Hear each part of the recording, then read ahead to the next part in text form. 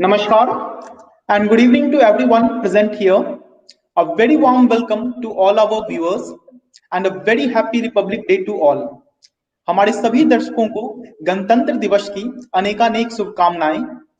आज के इस बड़े ही बृहद और बड़े ही अद्भुत कार्यक्रम में आप सभी का स्वागत है।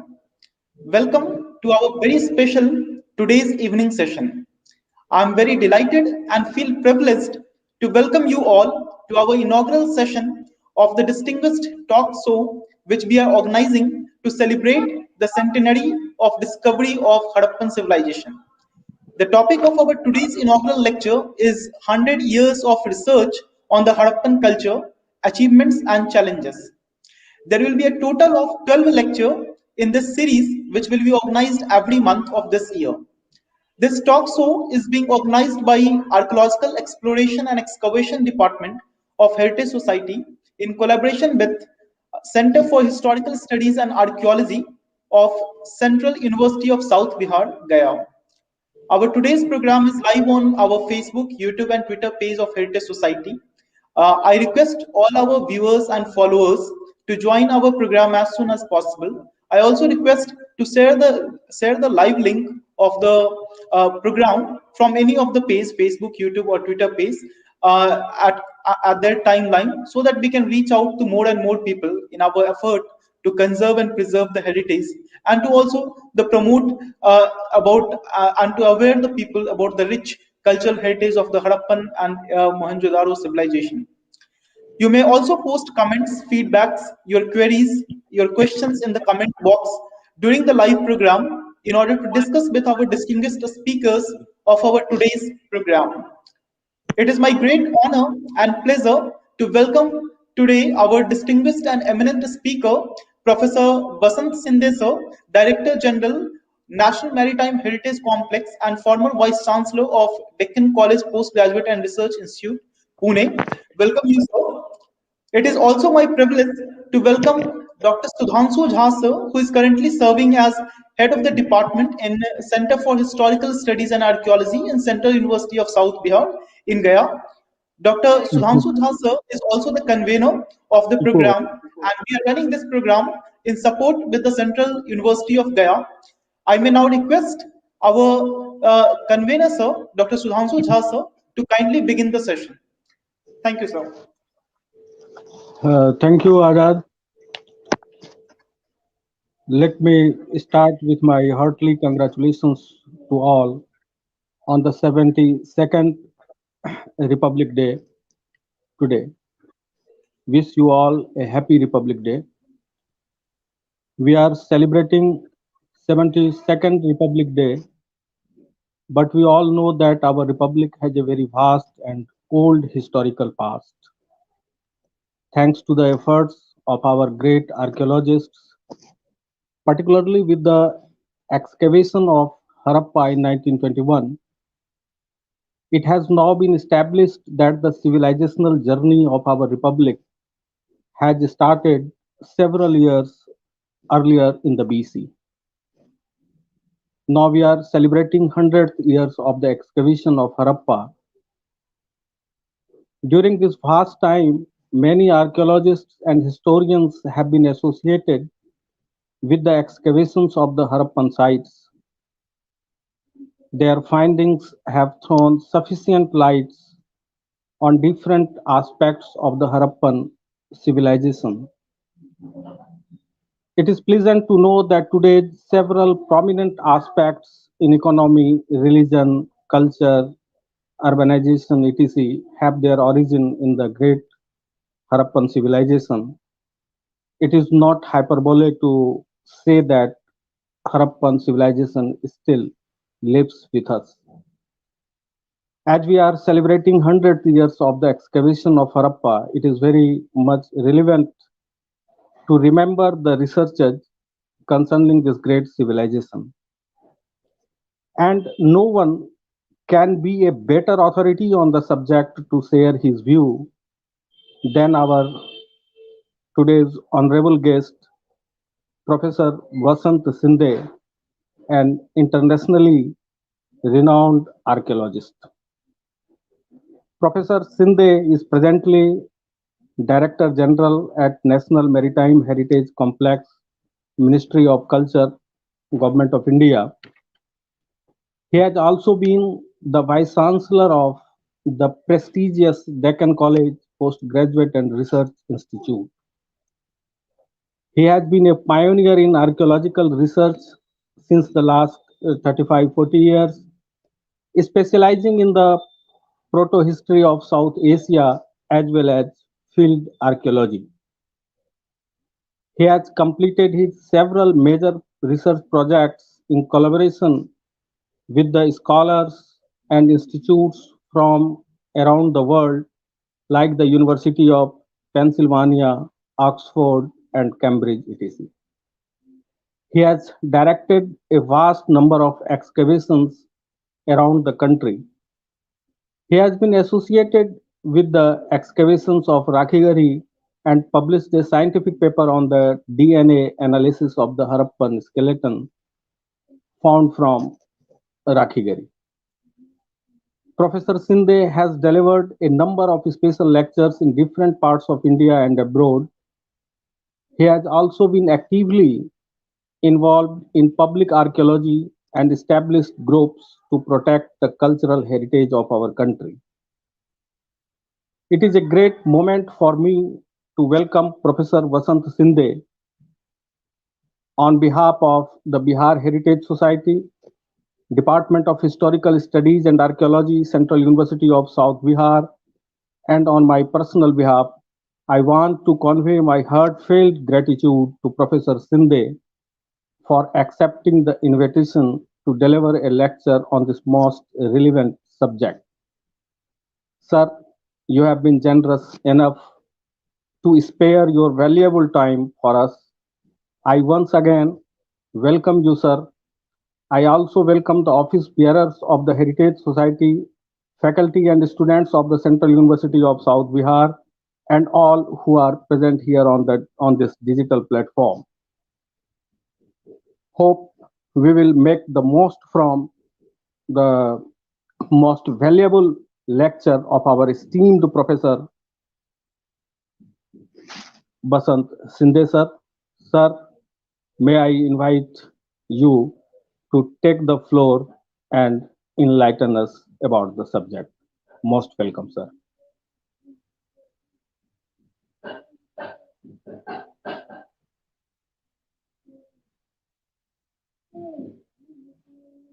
Sir, uh, Professor Vasant Sindhi, sir, your mic is mute, sir.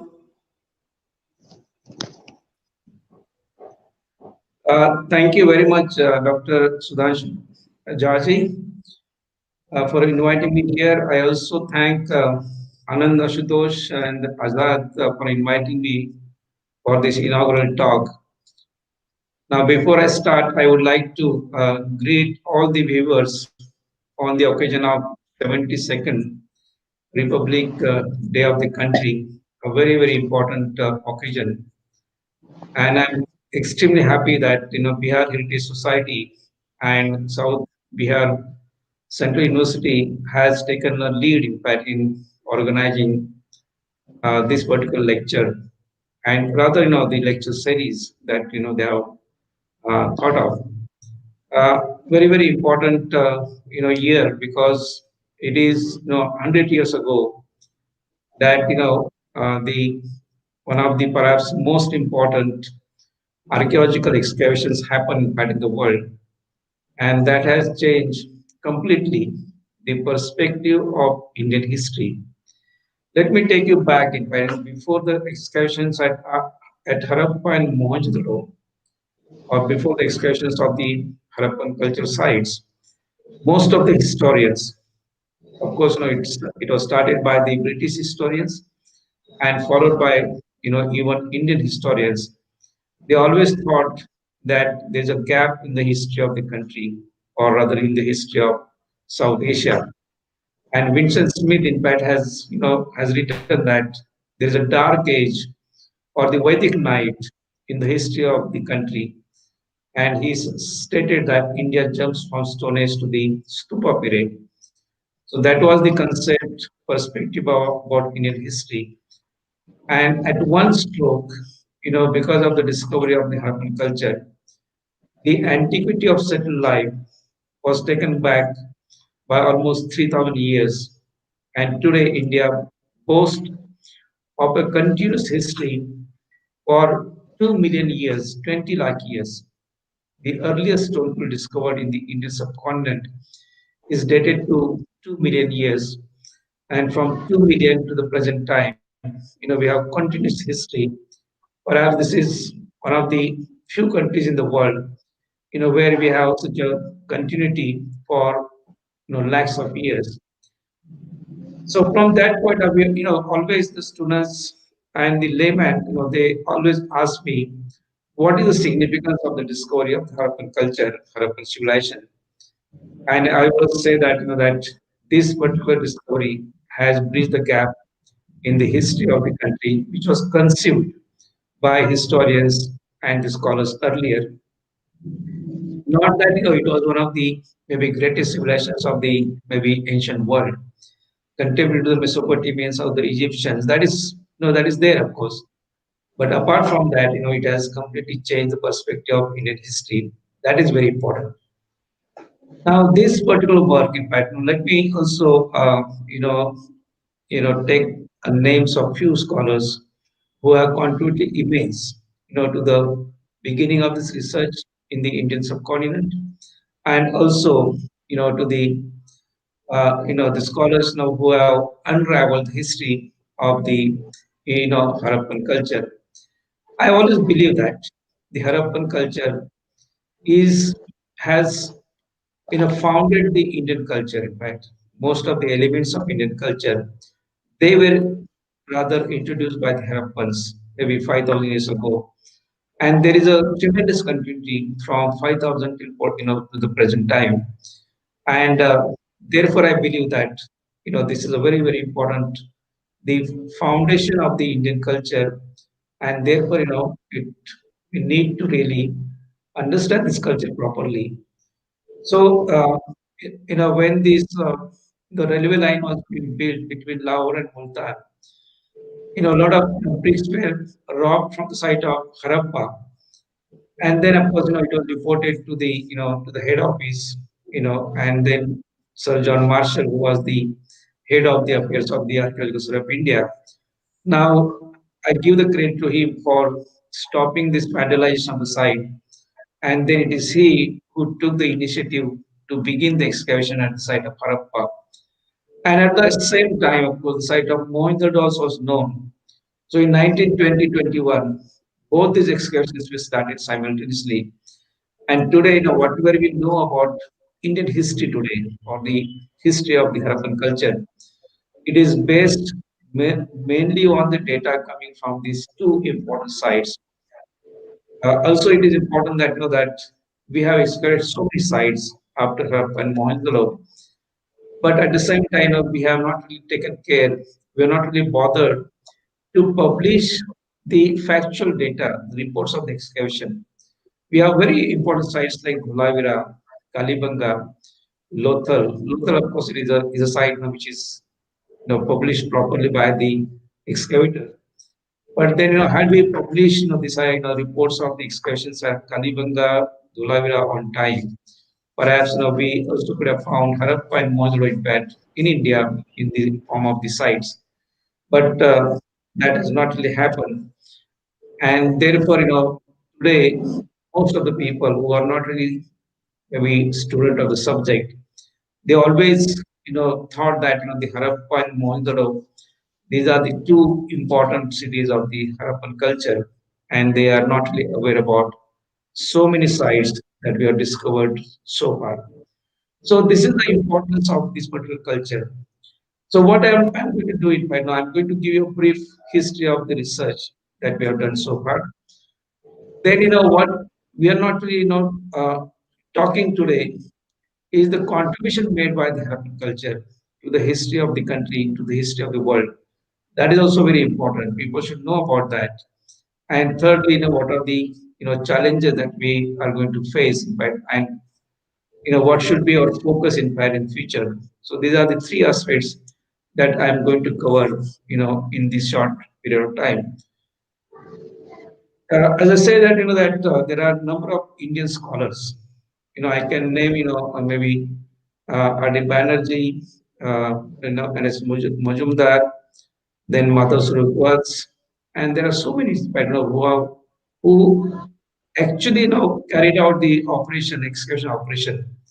And then, of course, John Marshall, being the head of the Archaeological of India, he collated all the information from different excavations. And the credit, of course, we should give to him for publishing the data. So that is the beginning, in fact. The situation was that, when the site was discovered, in 1920-21, the excavation started. But the excavators, both in fact the British, archaeologists and the Indian archaeologists, they were not really aware about what is the antiquity of the remains that they are excavating, how old the remains are. Because in India, in fact, most of the people thought that our history starts from the Stupa period or the Buddhist period. And initially, most of the scholars believe that perhaps these are the remains of the Buddhist period, because at the site of Mohenjo-daro there is a stupa, and many scholars thought that this is the maybe early strike stupa. But today, let me tell you that there are very scientific excavations carried out at Mohenjo-daro by some German scholars, Michael Janssen particularly, and he has established them that this particular structure which looks like stupa, that was actually built by the Harappans, and we don't know what is the function of that. But that was the understanding, and it took nearly 4 years for John Marshall to understand the antiquity of the remains that they excavated at Harappa and Mohenjo-daro. It so happened that Sir John Marshall, in fact, knew one a very prominent scholars of West Asian archaeologists, Sir Leonard Woolley, who excavated, in fact, Ur and Uruk, very, very important sites, in fact, in Mesopotamia. And he was aware, in fact, about the remains that were found, in fact, at these two sites, Ur and Uruk. And John Marshall, in fact, he showed some of the seals that were discovered at Harappa and Mohenjo-daro to Leonard Woolley. And Leonard Woolley, in fact, immediately, recalled, because he also found similar seals at Ur and Uruk, and the Mesopotamian civilization is properly dated because they have got the written records, and the written records are going back to almost 3000 BC. So they are able to decipher the script of the Mesopotamian culture, Mesopotamian civilization. And therefore, because of that, they are getting a lot of dating material in fact in different layers. And each and every layer that they have excavated and at different Mesopotamian sites, they have been properly dated precisely because they have got the dating material in fact in the form of the script. And the levels in which they found Harappan seals, some other Harappan objects, also even Harappan pottery. Now that level was precisely dated by Leonard Woolley to 2450 BC. And he suggested to John Marshall that the remains that we are excavating, they could be as old as maybe 2400 BC. And that is how Sir John Marshall got the clue. And on 20th September 1924, he wrote a first article pronouncing the discovery of the Harappan civilization, and that was published in fact in Illustrated London News. So that is the beginning in fact of the research on the Harappan culture. Even though the excavation started in fact maybe 4 years ago, they were in dark in fact about the date of the remains that they were excavating. And then of course that they started maybe carrying out extensive research, because initial research was around Mohenjo-daro, because Mohenjo-daro was the biggest Harappan site that time. And most of the scholars thought that that perhaps the sites are only around these two sites, maybe Harappa and Mohenjo.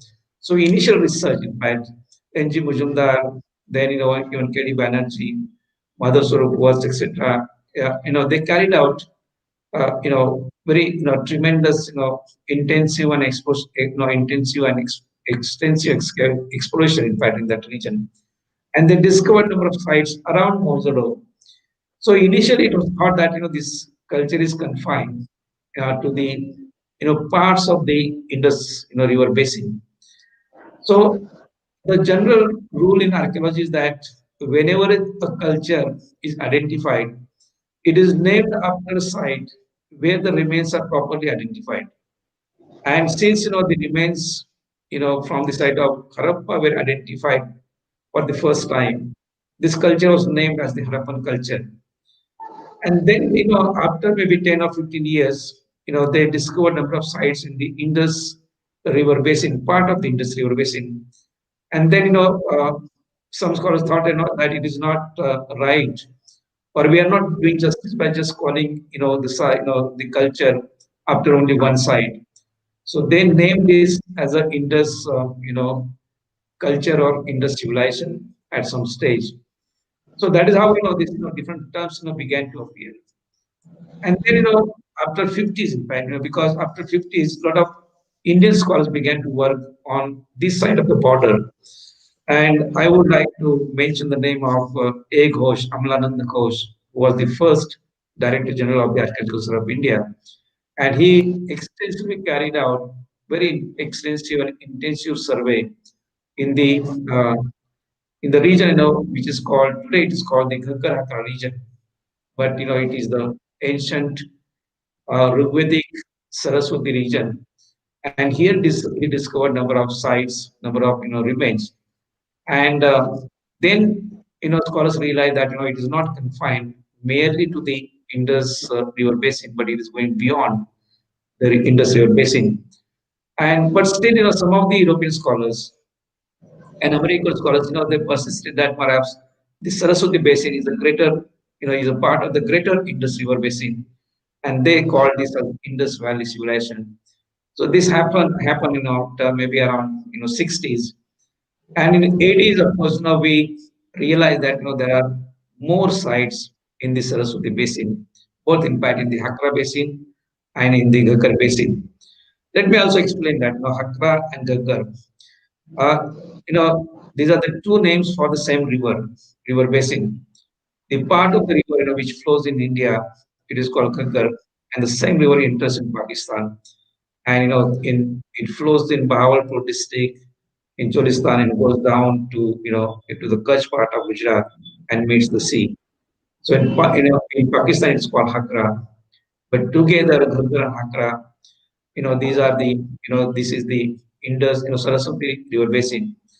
And in 80s, we realized that nearly two-thirds of the Harappan settlements are located in the Indus basin.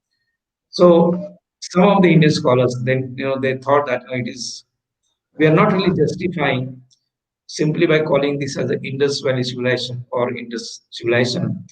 So they started they included the name of Saraswati. So Indus Saraswati civilization in 80s. But what happens, these different terms that we have used, they're creating a lot of confusion. We know because we are working part in the field, but for the students or for the layman, they don't know whether when they read in one book maybe Indus Valley culture, and in other book they read Harappan culture, third book they read Indus Saraswati culture. They don't know whether that they're reading about the same culture or they're reading about three different cultures. So this is creating a lot of problems. And but we in India, particularly in Deccan College and also in the Archaeological of India, most of us we stick to the basics, and we call this as the Harappan culture and Harappan civilization. Let me also explain these two terms. We use Harappan culture and Harappan civilization. Now the entire phase of the Harappan culture is divided into three phases. The early phase. Now, I'm going to come to that part. In fact, now we are getting quite early dates for the early phase of the Harappan culture. Now, the research that we are doing in the Saraswati basin, in the Ghaggar basin. Now we have studied number of sites there, and there are at least half a dozen sites which have produced very early dates going back to 5,500 to 6,000 BC for the beginning of the Harappan culture. So that is the maybe formative stage. And from 5,500 BC till 2,600 BC, there is a evidence of the gradual evolution, gradual development in this particular phase.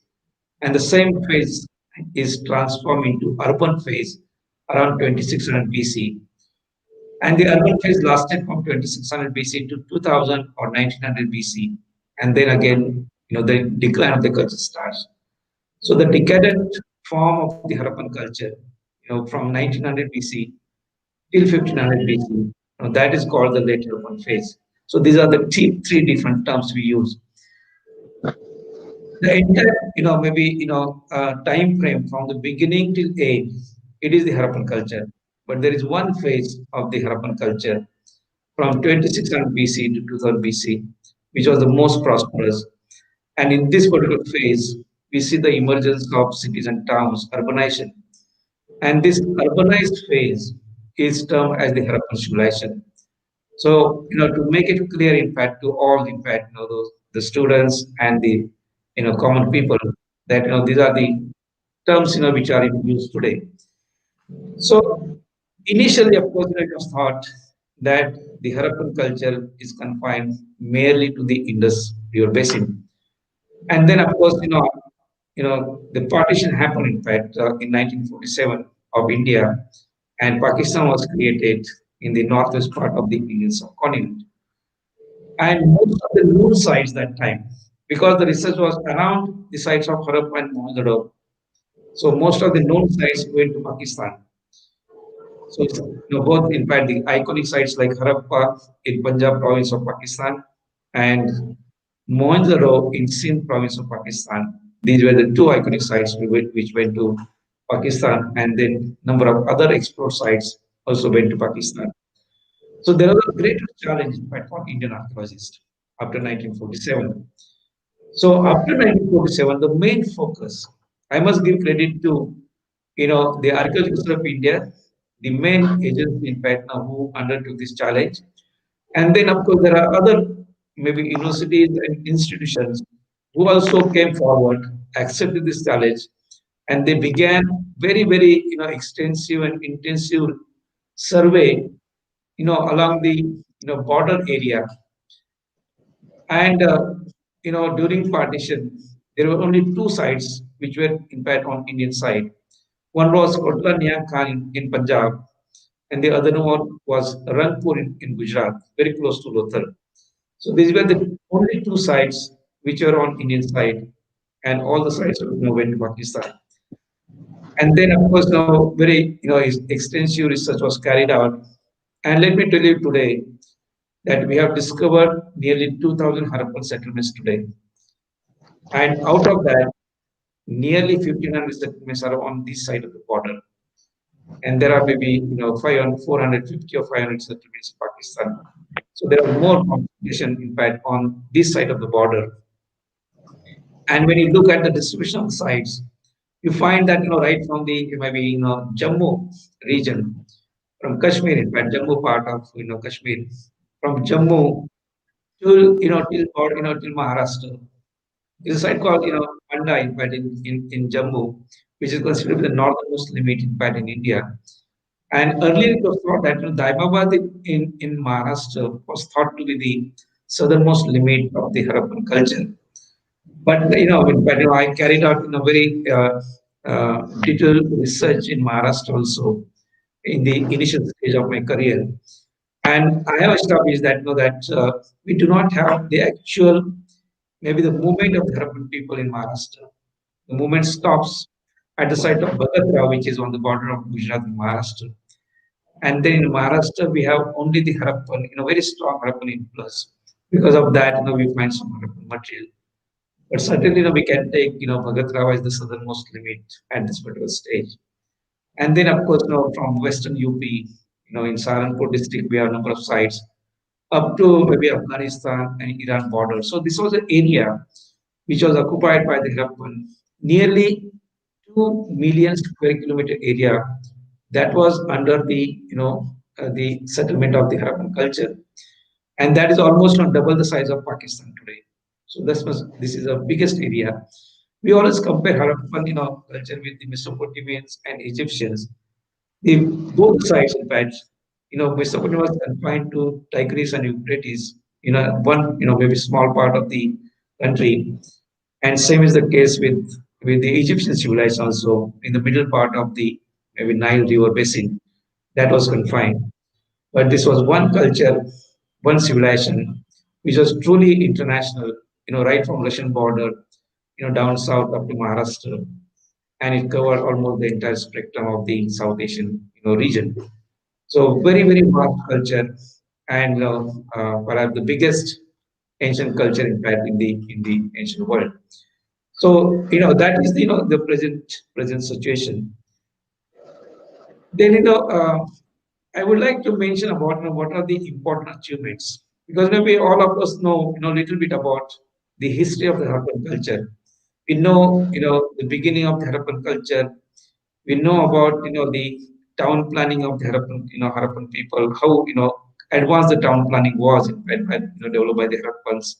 We know about the material culture, the various crafts that were perfected. I won't say that they were maybe emerged in fact in the Harappan culture. The precedence of that goes back to almost 7,000 BC.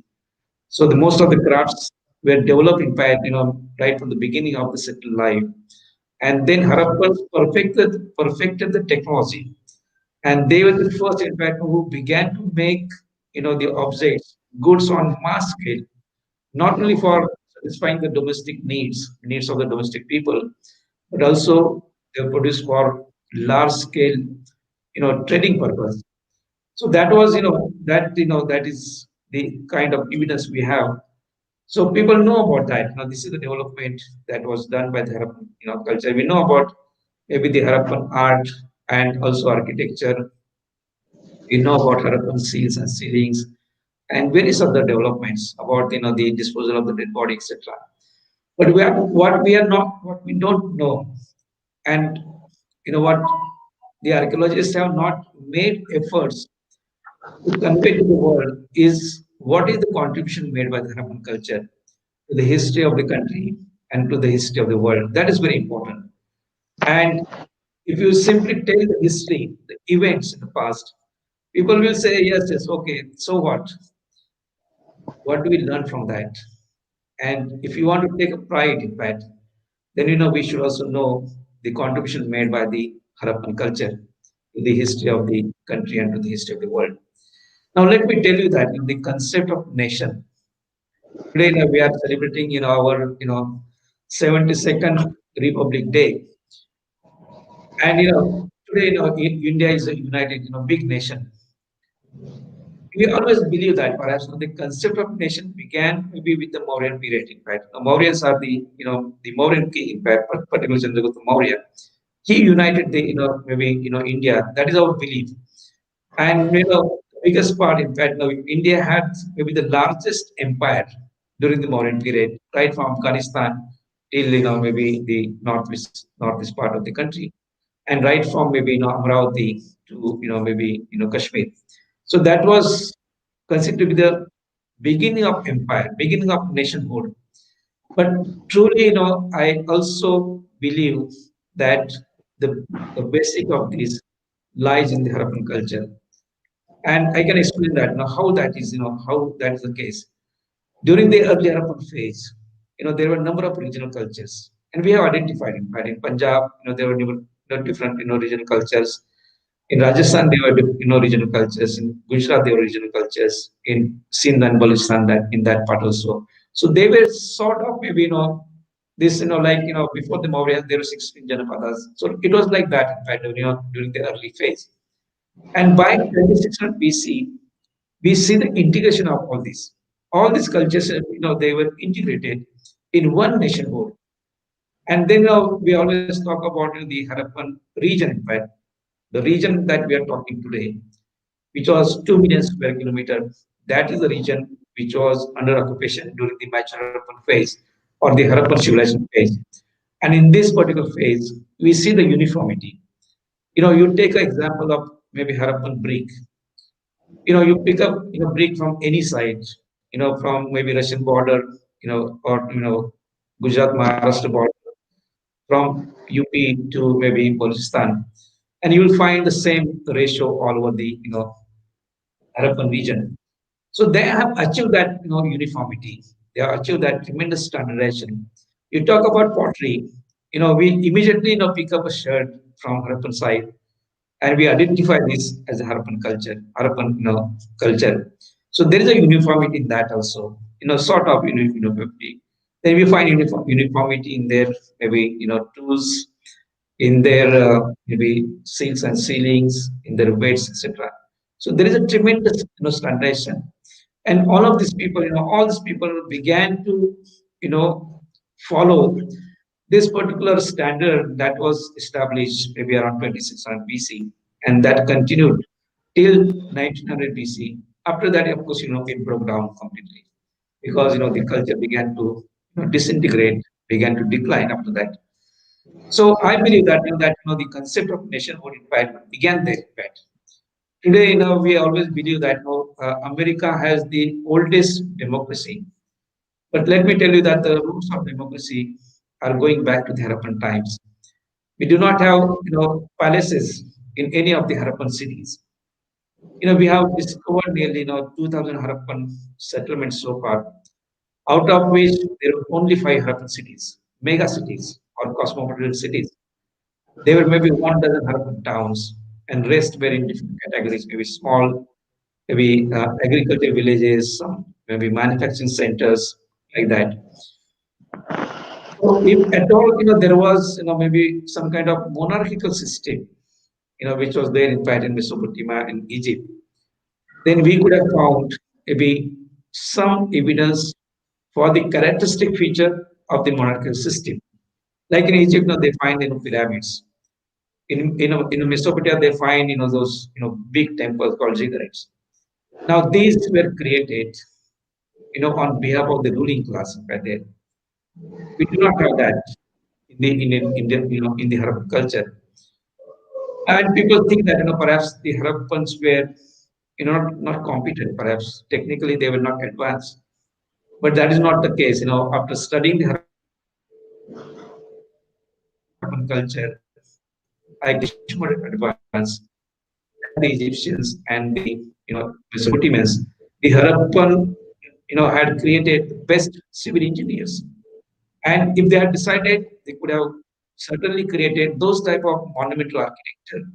But those monumental architecture came up because of the presence of king and queen there. They were devoted, they were created on behalf of that.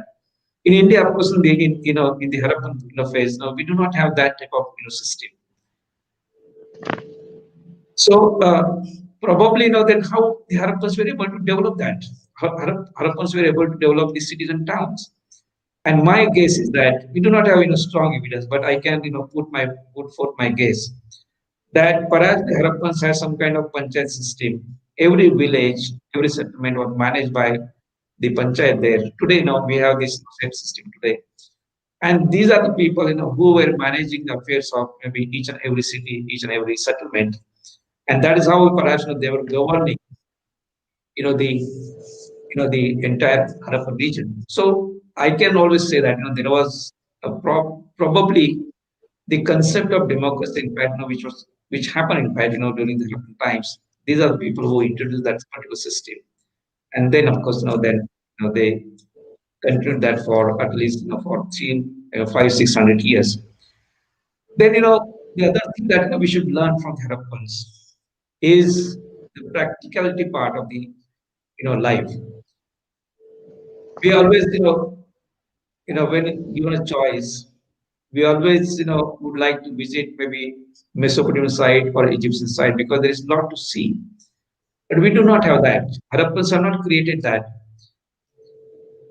And then you need to understand why the Harappans have not done that. What is the philosophy of the Harappans? That is very important. Harappans, they were literally they were plundering the Mesopotamians and the Egyptians because they were getting a lot of wealth from that part. The Harappans were sending a lot of goods, they were exporting a lot of goods. We have the evidence of that. both in fact, archaeological evidence and literary evidence also.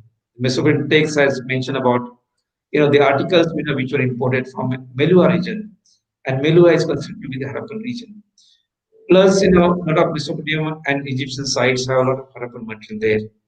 We do not have that much, maybe very few, maybe Mesopotamian objects in the Harappan sites. Very rare Egyptian objects, in fact, in the Harappan site. So that means that the Harappan trade was more beneficial, to the Harappan. They were maybe exporting more goods. And because of that, they were getting a lot of wealth from the West. And let me tell you that this particular wealth, the Harappas never believed in creating those type of monumental architecture because they thought these are of no use to the common people. What is the use of population to common people? Because we do not have monarchical system here. So they decided, what to do with this particular wealth. Then they also did not believe in burying the wealth in large quantity. In Mesopotamian royal tombs, you'll find so much wealth. So, we do not have, maybe one-tenth of that so far, in fact, excavated from different Harappan sites. So they, buried that, and that is gone forever. So here, Harappans, we have some, maybe few objects, buried by the Harappans, along with the dead bodies. But there are very few that are very symbolic. So Harappans also never believed that that the wealth should be buried in fact in large quantity, because once it is buried, then perhaps it is not, once it is buried, then perhaps it is not available for the development purpose. So they did not do that. So what the Harappans did, in fact, the wealth that was coming here, that wealth was used by the Harappan people for the welfare of the common people. These are the ones, in fact, who created such a beautiful, well-planned and hygienic cities. This is very important. Then, these are the people, who provided the drainage pattern, in the settlement. And, there are a number of scholars, I read, in fact, one scholar from China who said that, 5,000 years ago, considering drainage system is something like a miracle. This is one of the wonders, in fact, how the Harappans have developed this particular concept. So that is a miracle. So this, what I wanted to convey, that the Harappans, they were so practical people. They have used this wealth for the welfare of the common people, and for the common people, they created these facilities. So this is very important. This is a practical part. And then that tradition was followed, even though maybe we had maybe the empires and the monarchical system in the subsequent phases. But we have not really wasted our wealth, in this type of, in creating something which is not of any use to the common people. So that is the beginning.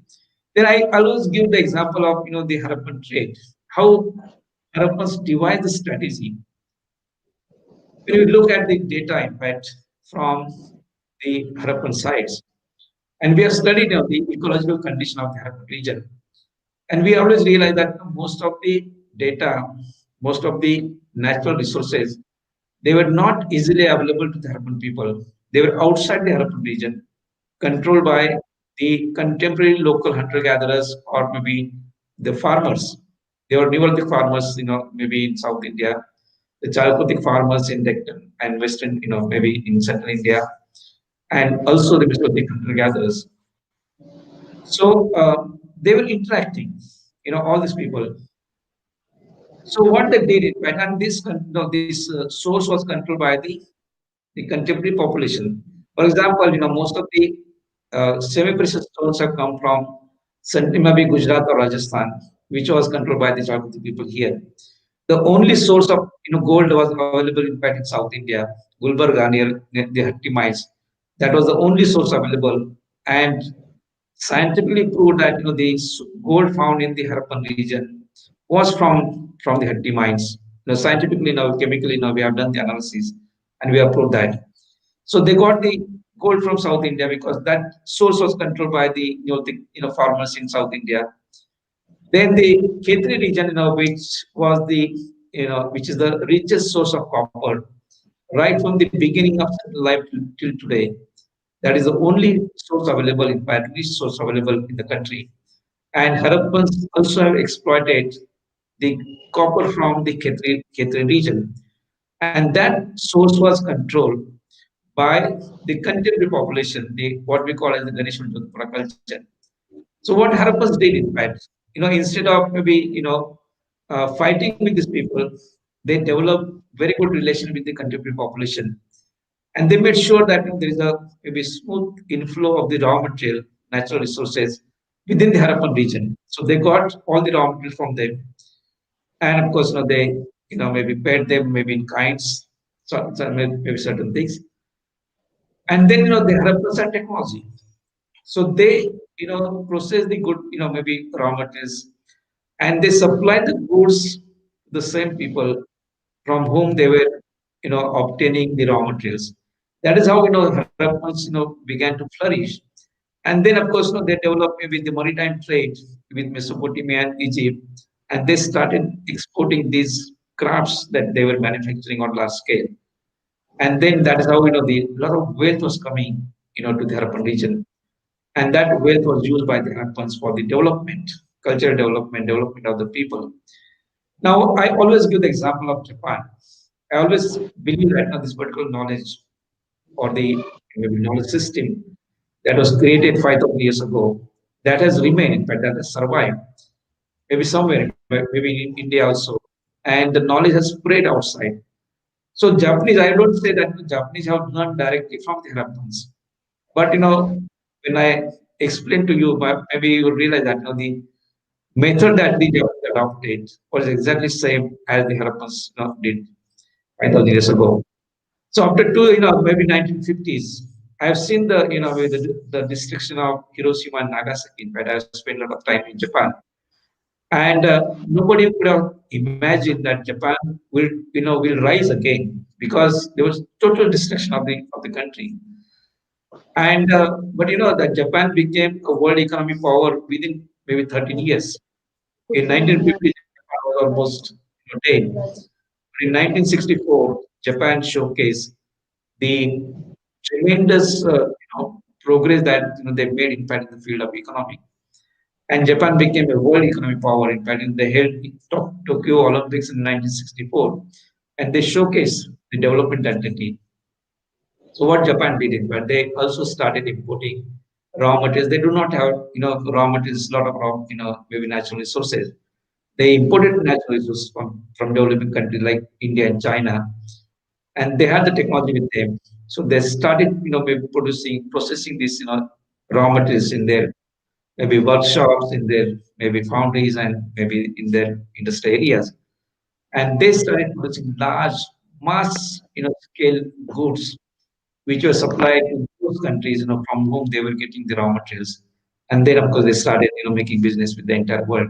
So this is how Japan became a world economic power. This is what we learned, from our ancient culture, and this is also, we have learned, in fact, from the Harappans. So we need to understand that it's not that we only study the history, and the history has no relevance. In fact, there's tremendous relevance of that, and we learn so much. Also, I will give you one more example of the site of Dolavira. Dolavira, of course, I'm sure that many of you have heard about this particular site. It is in the Kutch part of Gujarat, in the most desert part of Gujarat. There's a small island called Khadir, and the area around, maybe 50 kilometers around the site, is all barren. Right? There is a maybe salty formation, and nothing grows in that area. And we always wonder, why the Harappans have developed perhaps one of the most maybe flourishing cities. I think in terms of size, of course, it is small compared to Rakhigali, Mohenjo-daro, or Harappa. But the type of evidence that we have found, particularly the architectural data that we have from this particular site, that gives idea about the the prosperity that was there, in fact, at this particular site, and perhaps the role that site has played, in fact, in the maybe both economic organization and social organization of Europe culture. So perhaps the most important site.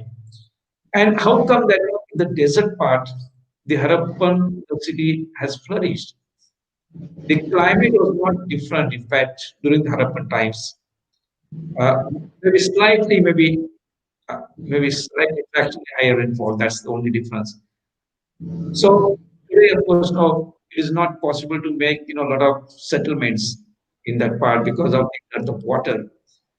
So the desert, this particular Kutch part of Gujarat is sparsely occupied, not densely occupied. But what the Harappans did, in fact, this is something that we should again learn. This is what is relevant in fact today. What we should do, what is important here is that Harappan studied the geography and geology of the site before starting the settlement there. So they made a plan, but before the site was discovered, or the city was developed there. And what they did, they located the settlement in such a way that there are two rivers on, you know, either side of this, side of the city, and that very rarely in fact, in desert part there's a rainfall. Whenever there is rainfall, there's a flash flood coming in fact in the rivers. So what the Harappans did in fact, they created series of dams, check dams on these rivers. One river is called Manar, the other river is Mansar, and they diverted the entire water inside the settlement. That is the actual evidence. I'm talking about the actual evidence. This is not just inference. So we have the evidence of the check dams that the Harappans built, and inside it was in the settlement was divided into three parts, and in each part, we find a lot of underground water tanks of different sizes, different shapes, and different depth. So all the three parts, that is the evidence we find. And second, all these underground water tanks, they're connected to each other by underground channel system, water channel system, to make sure that now the diverted water enters into maybe the first tank. After the tank is filled in fact, water goes to the next tank. Like that, all the tanks get filled in.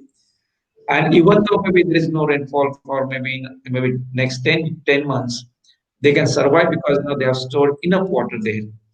And that is how the Harappans at Dholavira, they not only sustain there, but they were doing constant development at the site. The excavator has identified 7 different stages of development. So the city was so vibrant, continuously developing, from one phase to another phase. And that is the evidence that we find. And Harappan made this possible. In fact, now this particular system that was adopted, now that system needs to be followed, adopted in the entire desert part of Gujarat, Kutch part of Gujarat. In fact, I gave a talk to the Niti Aayog people some time back, and I suggested that this technology that the Harappans developed. Now, this is a very simple technology. Every village can adopt this, can follow this. This does not really require a lot of funding. It does not really require any foreign collaboration. It is a simple indigenous technique which is so effective that if we can adopt this in fact in each and every village, and the community can develop this on its own, then the scenery of maybe desert part will be completely different. Desert will be a green land if you follow this particular system. So this is the knowledge system, which was developed by the Harappans maybe 5,000 years ago, maybe 10,000, maybe 6,000 years ago. So that knowledge is so relevant. So all the history teachers, in fact, now they should be able to tell the world that our ancient knowledge system is so relevant even today that they should talk more about this knowledge system and how it is relevant today. There are a lot of communities in today, who are following or maybe the traditional knowledge system. There are a lot of potters even today. They're following the same age-old methodology for producing pottery. They're still stone, bead maker in Gujarat. They're following the same ancient technology. And maybe the Gadia lower, today of course there are Gadia lower who are working on the iron, but the Harappans, were working on maybe on copper. So that is a continuity of that. So Gadiya lovers are there, and a lot of viewers are there. So what is important here that the knowledge that we are generating, because we knew that that through our research that the Harappans had very advanced technology for making pottery, advanced technology for firing pottery also. So why not we supply this information to the people who are following that particular profession, and that will help them in fact in refining their product in producing good maybe crafts, and that will have maybe better market. We should help this community and lot of communities in South Asia, not only in India, in Pakistan, in Bangladesh, Sri Lanka, in other parts also of South Asia. A lot of people are following this. So, maybe it will be very useful, in fact, if we can help them, in fact, in developing. This will be some sort of maybe a national, maybe, service, maybe I would say. So this should be also followed. So this is the kind of research, that we should make it so relevant even today. Simply telling events has no meaning, but how this research is important. I'm stressing it again and again because this is what we should be doing. In fact, this is what we have done, and this is our responsibility. In fact, see, I don't know how many of you know that we are the people. The Harappans are the first, in fact, to develop the dockyard. They developed the maritime trade with Mesopotamia, with Egypt, with Persian Gulf region. They were the first, in fact, in the world to develop this maritime trade. And we have at the site of Lothal the earliest evidence of dockyard. There's no doubt about that. Of course, there are some scholars still who do not agree with the identification. But I have studied that this particular structure in great detail, and there are a lot of experts who have studied this in great detail. And there's no doubt that this is the earliest dockyard anywhere in the world. That means the Harappans have taught the entire world how to build ships and boats, because it is here that they were doing that. And then they started using that, and the knowledge spread across. So they have made tremendous impact, contribution to the history of maritime history of the world. Then we always give credit to the Harappans for the town planning that they developed. We do not have that kind of evidence in Mesopotamia, Egypt. The Harappan towns are so well planned, so so hygienic that you cannot imagine that we today our government has to develop some, maybe initiate some program like Swachh Bharat Abhiyan. But you look at our ancestors. At Mohenjo-daro, in fact, there are maybe small squares found, at regular intervals in the street, and these are the dustbins. In fact, people used to throw the, maybe dust in that only. So that concept was there 5,000 years ago. Follow that today. We don't have to import this concept from outside. This was blood. And let me tell you, the Harappan people, because the Harappan cities were so clean, the drainage pattern was so impeccable. I tell you now this particular evidence also. At the site of Harappa, even at the site of Lothal also, we have found a network of drainage. And what is important here that there was a main drainage, and the network was attached to this drainage. And the concept of toilet and bathroom was introduced by the Harappans, and they had two separate lines, in fact, one for the toilet and one for the bathroom. And this two parallel maybe drainage were running, in fact. So they attached the maybe entire drainage system, in fact, to the main pipe, and the main drainage was taken outside the city or city wall and emptied somewhere, making sure that there's no dirty water spread within the settlement. So this is a very, very important lesson, in fact, for all of us. We are not following that, of course. Today, of course, this Rakigadi looks like Harappan village, but when we move around, the roads are exactly like Harappan roads. The maybe the streets are they have used the same kind of bricks even today. The house pattern is exactly maybe based on Harappan house plan. The the earthen pots made today, They look exactly like Harappan pots. If you give one Harappan pot and one maybe modern pot, you will not be able to recognize which one is ancient and which one is modern. So that much similarity. The concept of tandoor, which was developed by the Harappans, has continued even today. So these are the elements, in fact, which are very, very important. And most of the cultural elements that developed by the Harappans have not lost, in fact. They have continued till today, and we are living, in fact, in the Harappan age even today. Maybe the medium has changed, but the basic concept has not changed. Even agriculture system has not changed, right from the Harappan times to today. Even agricultural tools have not changed, from Harappans till today. So this is very, very important. Why we have so much attachment to the Harappan culture? Because we are living in pattern in that particular era. So when it comes to the city building, the Harappans were pioneer. That means the Indians were pioneer. They also introduced the most scientific construction method, which is followed all over the world even today. It is called English bond. English bond. English people, it is called English bond, but English people were not really aware about this particular system, construction method, till 14th century. But this method was introduced 3000 BC, 5000 years ago, by the Harappan people in the Indian subcontinent. And what is the kind of principles of the English bond, which is even followed today? If you see the construction of a brick wall, one line of the brick is placed horizontal, next is vertical. So this is how the construction method is followed, and that is called the English bond. But I always say that it should be called as Harappan bond than English bond. So this is the contribution that the Harappans have made in civil engineering.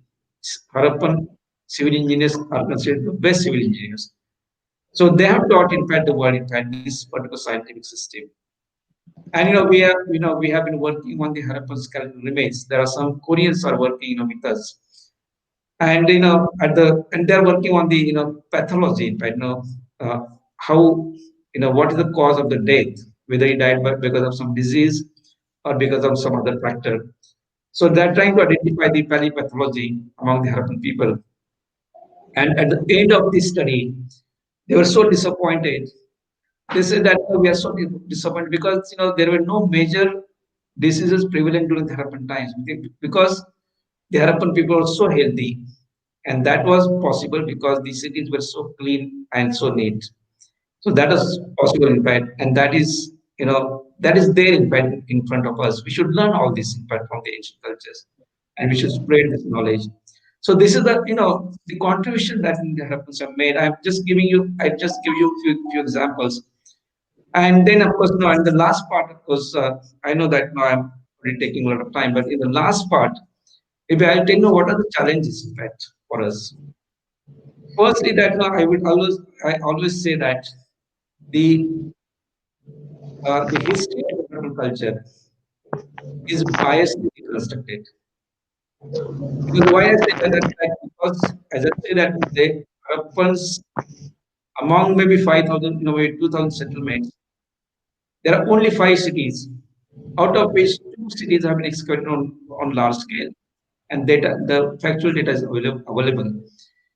And most of the history of the Harappan culture, about maybe the history of maybe structures, history of maybe the craft development, etc., is studied from the remains from these 2 sites. So what we need, we understand today, what we know today about Harappan culture is the city life of Harappans only. Whereas, Harappans also were living, in fact, a large number of Harappans were also living in different categories of settlements. They were regional centers, they were farming villages, large number of farming villages. There were Harappan ports, Harappan industrial centers, even small settlements, temporary settlements also were there, in fact. So this was part of the system, settlement system that was there, in fact, in the past. And unless we have data from different categories of the settlement, we have not really excavated small sites, enough to get sufficient data. That is our fault, in fact. That is the fault of our archaeologists.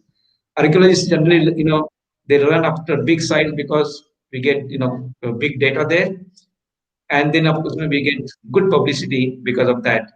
But this is our, that we should also look at these if you want to understand the holistic history of the Harappans, then we need to have data from different categories of the Harappan sites, which is really required by now. That is going to be a main challenge, a main maybe future challenge for all of us.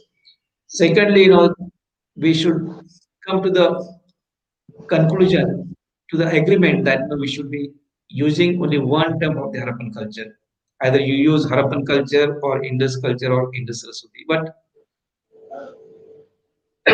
sorry,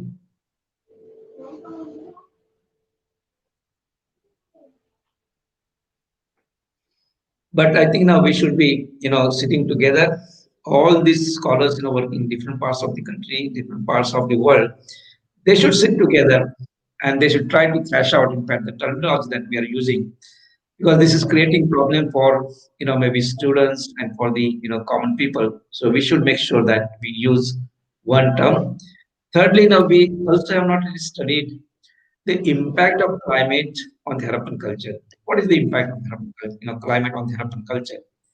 We always talk that maybe there are three phases, and we believe that the climate has played an important role. But we need to generate a lot of data. At this particular stage, we do not have sufficient data on climate, so we need to generate a lot of climatic data.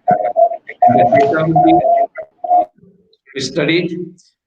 Data from different parts of the Harappan region. We have at present only data from Rajasthan, from two lakes in Rajasthan, and that data is not really enough because that data only talks about the catchment of those two lakes only. It cannot be used for generalization purpose. So we need to understand, what was the climate during the Harappan time, exact climate. So we have to have data for that.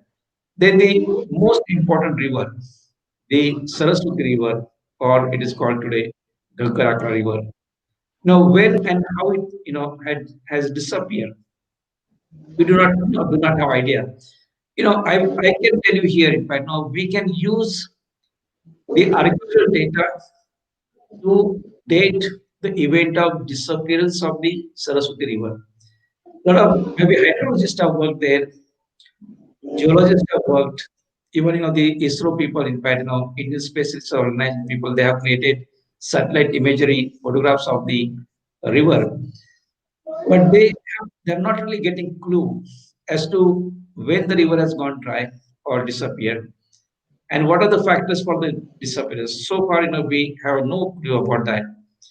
But when we study the settlements of the Harappan culture, particularly from the Saraswati Basin, we realize that there are only early Harappan settlements located along the river banks and the mature Harappan settlements along the river banks. There's a dry river course, and we see the line, by the settlements in a line. But after 2000 BC, most of the settlements are going away from the river banks. So this is very significant. That means the river was quite active during the early phase and the mature phase of the Harappan culture. And probably, because it started losing its significance maybe around 2000 BC or 1900 BC, people are going away from the river banks. So that is happening maybe, because the river has started drying up or started disappearing. So maybe, we can use this archaeological data in fact for dating this particular event. So this is also important that we need to generate data on this particular river and try to find out what was the course of this river, what is the role this particular river has played, and how it has governed the settlements that are located in this particular region. So these are some of the important issues that we need to deal in fact with the Harappan research. And lastly, some of the recent work that we did in fact in the Saraswati Basin. Everybody knows about the DNA research that we have done, of course. So what we are planning, of course, we have at this particular stage, we have small data from the site of Rakhigarhi, and that data is not really enough to talk about the composition of the Harappan population. We have the idea about the genetic history of people. right from the Harappan till today. But within Harappan region also, within Rakhigarhi also, because Rakhigarhi is considered the biggest Harappan city. We have worked on this particular city. We have done sufficient research, and we have established that the area that was occupied by the Harappan people at Rakhigarhi was something like 550 hectare, which is almost double the size of Mohenjo-daro, which is supposed to be the biggest Harappan city, which is around 300 hectare. So this is certain, we are getting new data impact. So we need to establish whether this 550 hectare, I am of course going to start the research again here, whether that was occupied at one and the same time, or it was occupied gradually, in fact, phase wise, that needs to be found out. So that is our plan. Also, we need to go beyond maybe the Saraswati region, because at this stage we have data, the DNA data only from the Saraswati basin. But the Harappans were there in Rajasthan, in Gujarat, in Maharashtra, maybe border of Maharashtra, also in Balochistan, Sindh region. Also, we need to get data from that, and then only perhaps we will be able to understand the the composition of the Harappan people, Harappan population, and its relation, their relationship with the contemporary population. That needs to be also understood. So we need to go beyond the Harappan region also. So that is also maybe required. So we are planning in fact now maybe more research in this particular direction. So this is the these are some of the direction that that I feel that they're important. And lastly, the uh, the question or the issue on the Harappan script, whether the Harappans had script or no script. And at this stage, we do not have sufficient data, in fact, to decipher the Harappan script. And there are only three hypotheses at this particular stage. One is that some people believe that they had Indo-European language and the maybe script maybe corresponding to that. Then a lot of scholars believe that maybe they had Dravidian language and Dravidian script. And in 2005, there was one very what I can say that very rather challenging paper published by three American scholars, and they said that the Harappans were illiterate and they did not have the writing system. But after that, some scientists from TIFR in Mumbai, they started working on this, and they have established now that Harappans had proper writing system. So these are the challenges. Now we need to really work on this. Why we are not really able to maybe shed light on the or decipher the Harappan script, because neither it is similar to the contemporary language. We do not have any maybe bilingual evidence so far, which could have helped us. Thirdly, our attitude. In fact, archaeologists, they don't want to work maybe with maybe historians, with maybe scientists, with anthropologists, with Sanskrit scholar, maybe with grammaticians, etc. I think we need to work together to maybe shed light on this particular issue. And finally, how such a great civilization collapse, and we need to really generate a lot of data. And there, in fact, climate is playing very very important role.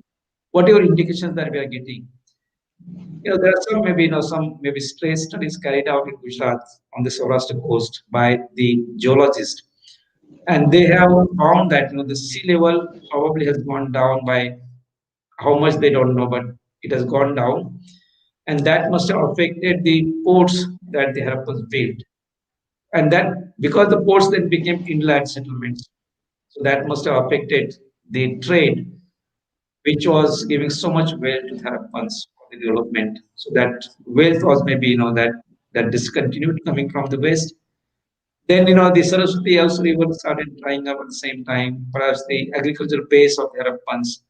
So agree, at this particular stage, climate appears to be the villain in fighting the decline of the great civilization. But we need to generate more data.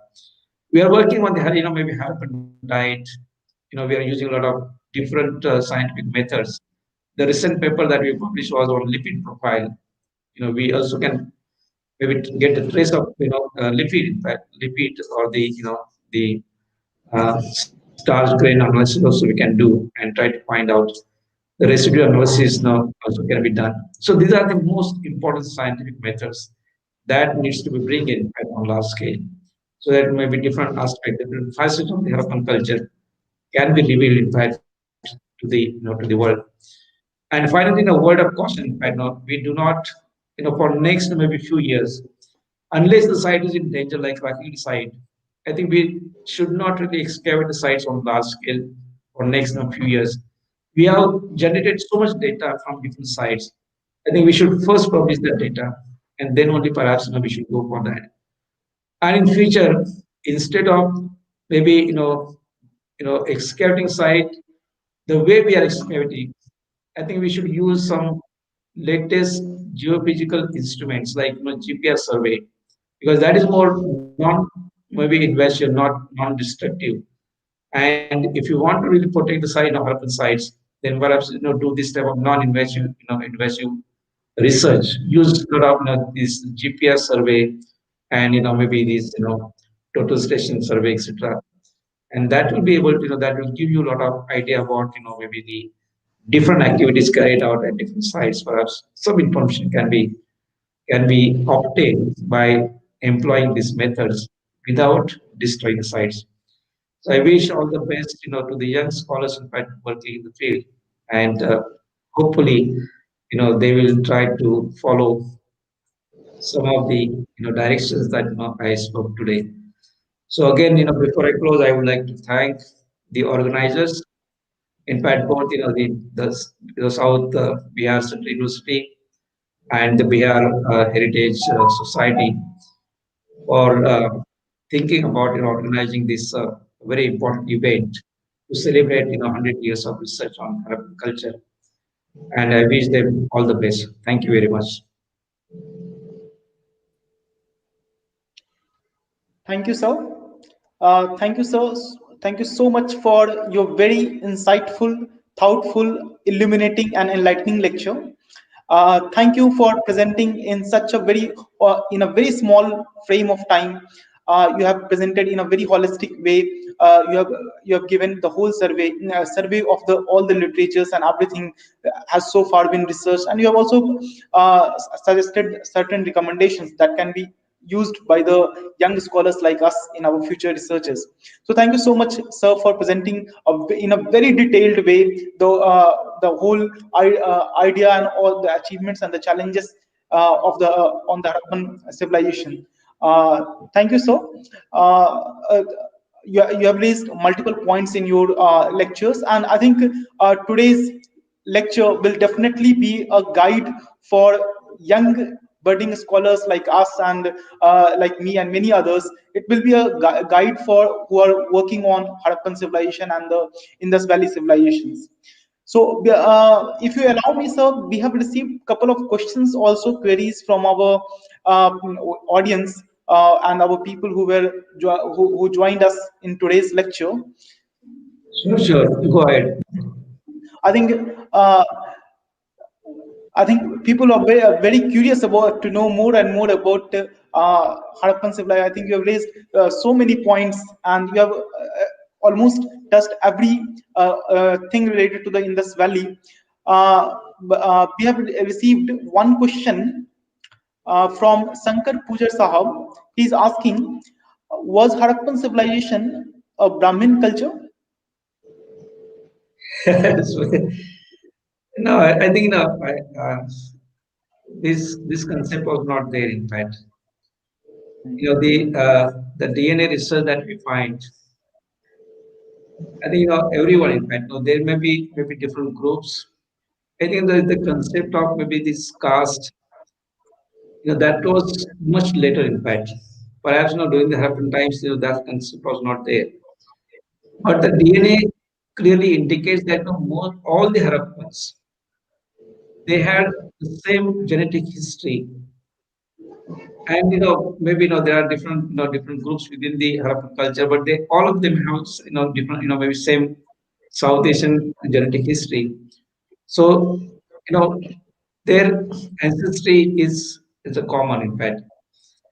But at the same time, that we are getting some evidence about the mixing happening. In fact, there's a lot of interaction was happening within maybe in the hinterland, also outside the country.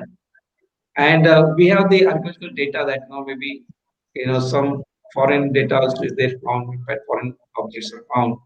So a lot of interaction are happening, and because of that, the mixing also is happening right from the beginning. But when we have maybe 30% and above ancestry of any one maybe gene, that means our origin is from that particular gene. And then of course we carried out uh, the genetic history, or maybe DNA analysis of the modern communities, and we studied the DNA of 3,500 people of different groups, in fact different religious groups, different caste, different creed group, etc. Nearly 140 different groups were examined, and in all of them we find maybe more than 30% Harappan gene, and that is from Afghanistan to Bengal, and from Kashmir to maybe Andaman Nicobar. So even today in the Patna, we are the descendants of the Harappan people.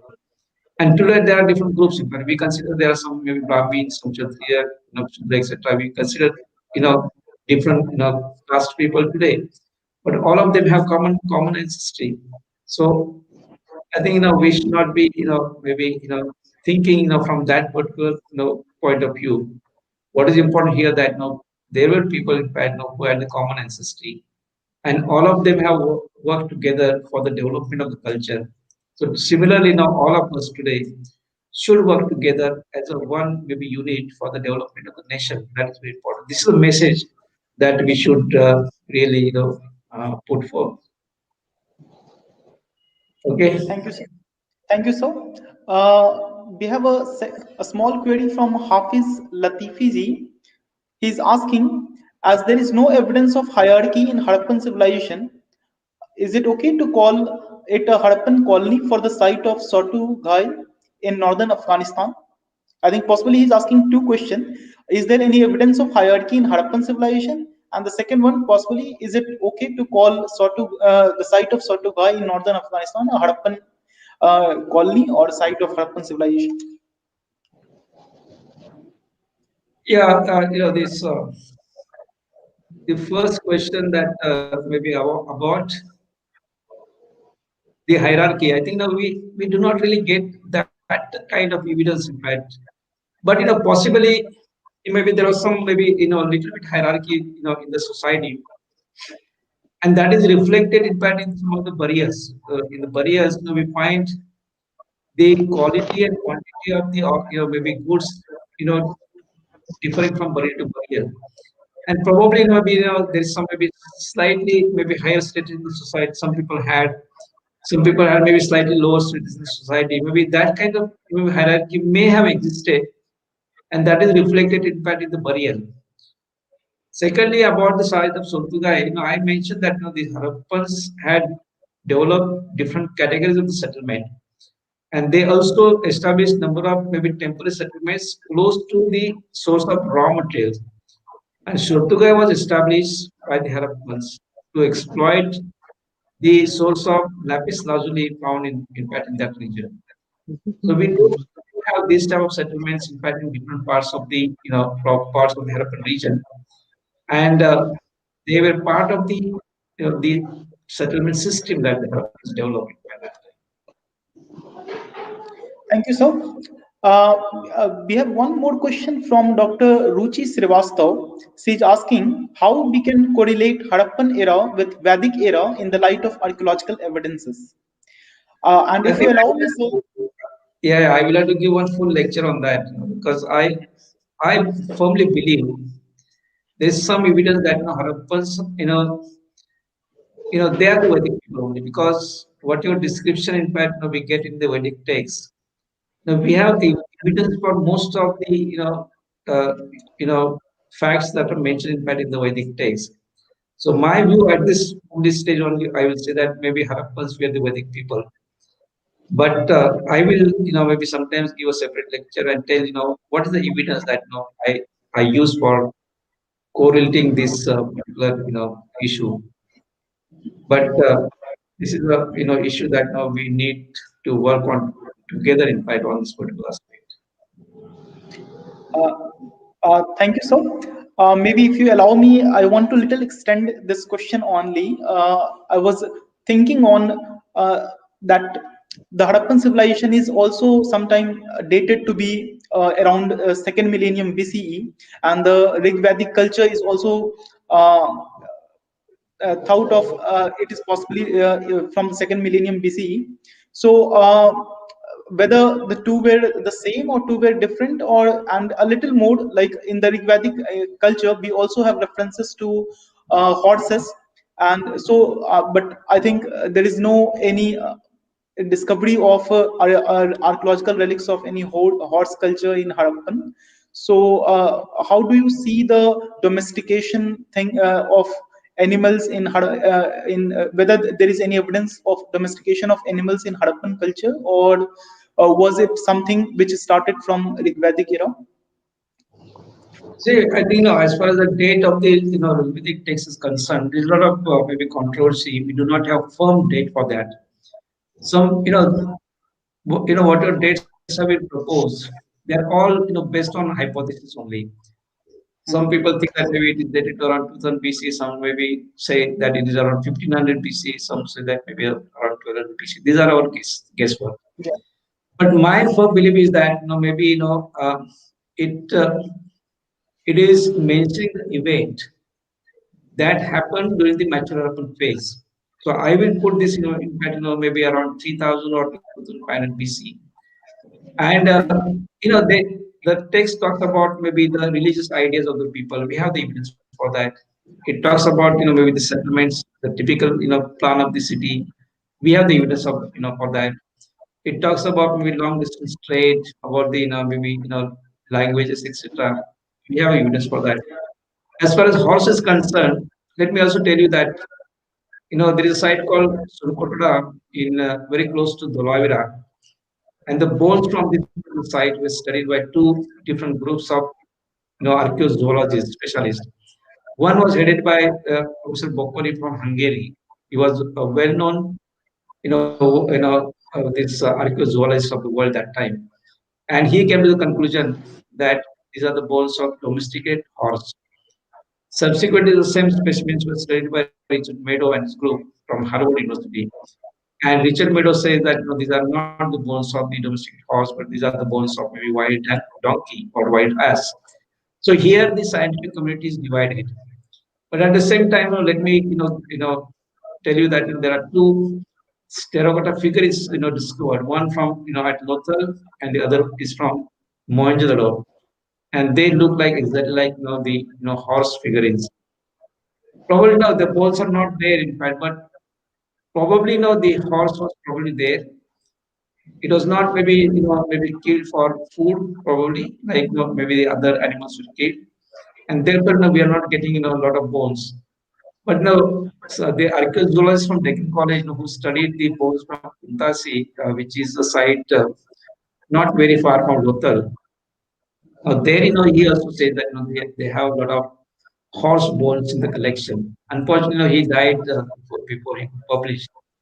But I think we need to re-examine the data from different sites, and we should be fair in fact. If you go by maybe preconceived notion that the horse was not there, and you study the bones, perhaps your result will be negative.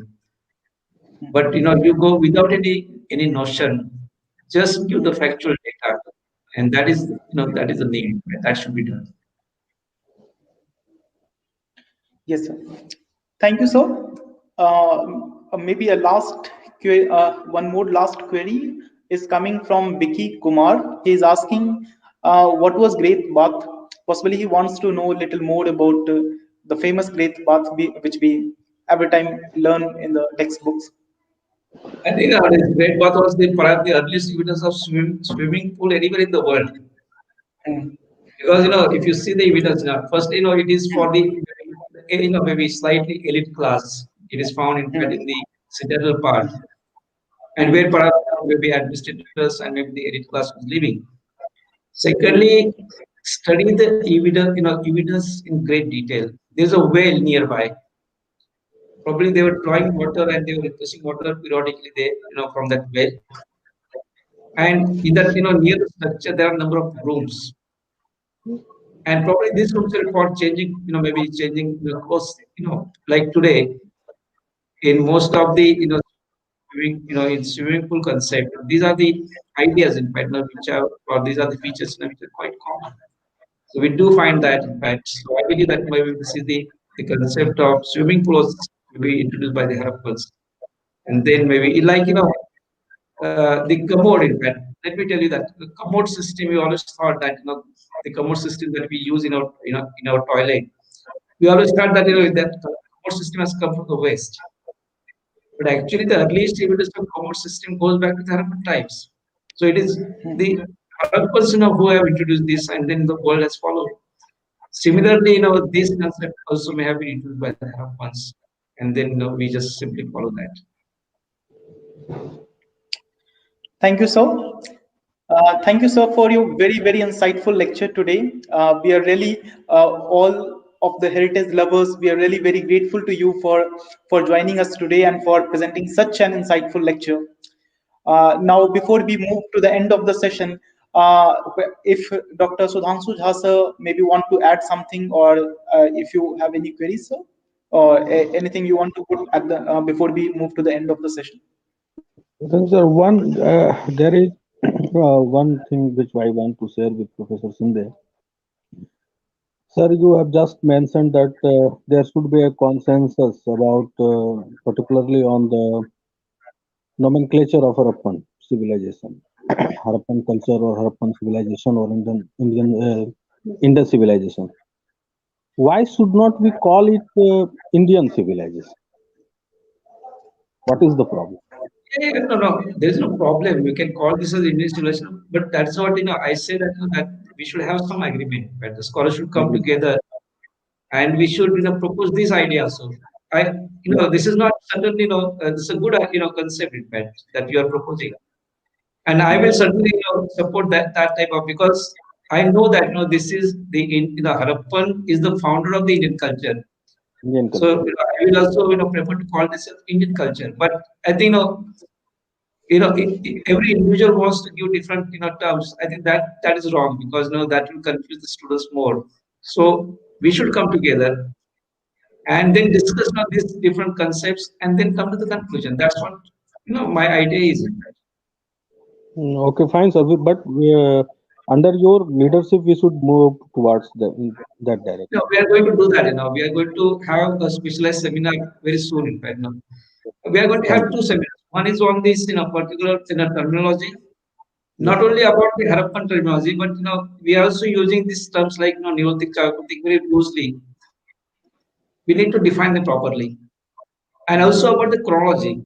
About Uh, this chronology of different cultures, including Harappan. I think we need to have proper discussion on this and come to the point of maybe proper conclusion, and then together we can maybe show the world that this is what is emerging at this stage. Every individual is maybe proposing his or her own ideas, and because of that there are so many different maybe concepts, different ideas about technology, etc. So we should really sit together and discuss these issues, and we are going to have this very shortly. In fact, once the corona is over, perhaps we are going to do that, certainly. Thank you, sir. We are waiting for that. Thank you, sir. Thank you. Thank you, sir. Thank you, sir, for your very informative lecture. And now, when we are celebrating the 72nd Republic Day, it is also very interesting to learn that the concept of republic and the concept of nationhood is something not new to the Indian culture. The traces of and the roots of this concept of nationhood and the term republic is something which goes as back as to Harappan civilization, and sir has very rightly pointed and in a very detailed way has explained how what we can learn from the Harappan civilization and what are the different contributions that the Harappan civilization has given to the world. Sir has also highlighted how Harappan civilization was a best example of an effective use of groundwater system. So something that can be still used.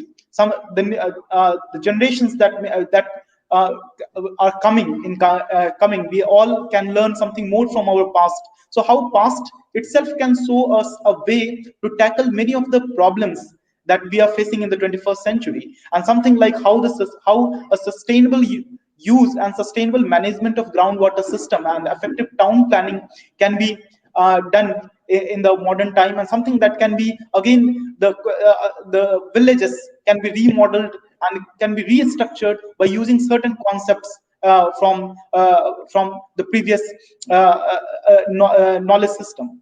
So thank you so much, sir. Professor Shinde sir has also highlighted the different challenges that we faces in the research of the Harappan culture.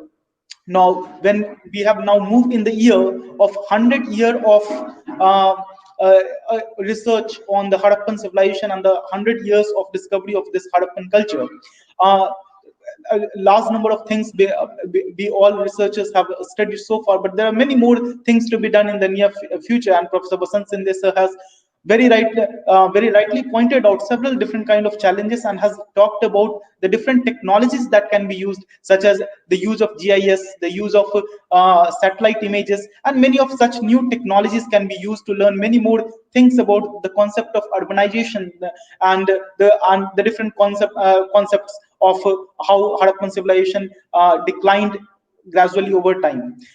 So thank you so much, sir, for joining us today and for providing a very insightful lecture to our audience.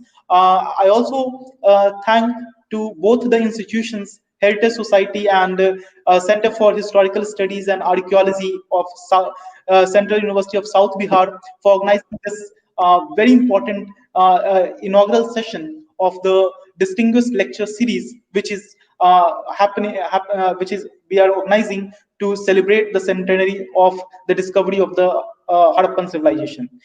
So at this point of time, I present my vote of thanks to all the staffs, researchers, officers, and all the associated members of both the institutions for organizing this very important lecture. So I also present my vote of thanks to Professor Vasant Sinde sir, to Dr. Sudhanshu Kumar Jha sir for joining us today. I'm also grateful to Dr. Sudhanshu Kumar Jha sir, who is the convener of this session and this talk show for their continuous and generous support in organizing this talk show. I'm also thankful to Dr. Ananta Ashutosh Dwivedi sir. It is because of him and his continued hard work that a sustained lecture series is being organized on the Heritage Society, and we all people who are history lovers, heritage enthusiasts, and history professionals, we have got a very unique and important chance to hear distinguished persons in the field over the Heritage Society platform. So thank you, Dr. Ananta Ashutosh Dwivedi sir. Thanks to Dr. Sudhanshu Jha sir. Thanks to Professor Vasant Sinde sir. Thanks to both the institutions. And at the last, a very important thanks to all our beloved audience, our followers who have joined us in today's lecture. So it is because it is your support that in our academic endeavors that we are continuously organizing this program. And at last, I also thank our Virasat Mitra Shalini Chauhan, who in the morning gave and presented the announcement for today's talk show. We will have more lectures in this talk show, and there will be a total of 12 lectures in this whole series that will be organized every month in this year, and there will be a total of 12 lectures in this talk show to celebrate the 100 years of discovery of Harappan civilization. At last, once again, I thank Professor Vasant Sinde sir for joining us for this very inaugural session and for highlighting in such a detailed way how the Harappan civilization have declined, and raised all important issues related to the Harappan culture. So thank you so much, sir. Thank you, sir. Thank you, Azad.